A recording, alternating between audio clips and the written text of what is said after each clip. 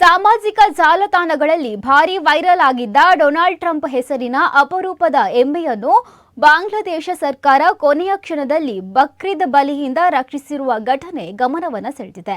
ಸಾರ್ವಜನಿಕರ ಭಾರೀ ಕುತೂಹಲಕ್ಕೆ ಕಾರಣವಾಗಿದ್ದ ಈ ಎಮ್ಮೆ ಇದೀಗ ಢಾಕಾದ ರಾಷ್ಟ್ರೀಯ ಮೃಗಾಲಯದಲ್ಲಿ ಸುರಕ್ಷಿತವಾಗಿದ್ದು ವಿಶೇಷ ಆರೈಕೆಯಲ್ಲಿದೆ.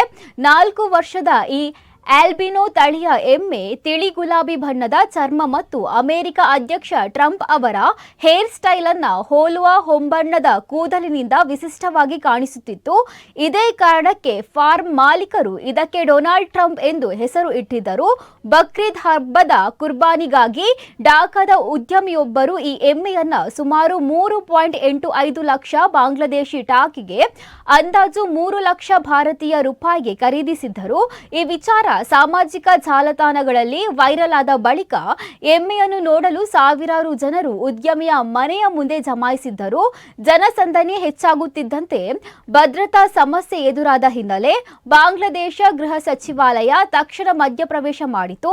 ಎಮ್ಮೆಯನ್ನ ಬಲಿ ನೀಡುವಂತೆ ಆದೇಶಿಸಿ ಖರೀದಿದಾರನಿಗೆ ಹಣ ಮರುಪಾವತಿಸಿ ಸರ್ಕಾರವೇ ತನ್ನ ಸುಪತ್ರಿಗೆ ಪಡೆದುಕೊಂಡಿತು. ಸದ್ಯ ಡೊನಾಲ್ಡ್ ಟ್ರಂಪ್ ಎಮ್ಮೆಯನ್ನು ಢಾಕಾದ ಬಾಂಗ್ಲಾದೇಶ ರಾಷ್ಟ್ರೀಯ ಮೃಗಾಲಯದಲ್ಲಿ ಇರಿಸಲಾಗಿದ್ದು ಪ್ರತ್ಯೇಕ ಶೆಡ್ ಹಾಗೂ ವಿಶೇಷ ಆರೈಕೆ ವ್ಯವಸ್ಥೆ ಕಲ್ಪಿಸಲಾಗಿದೆ.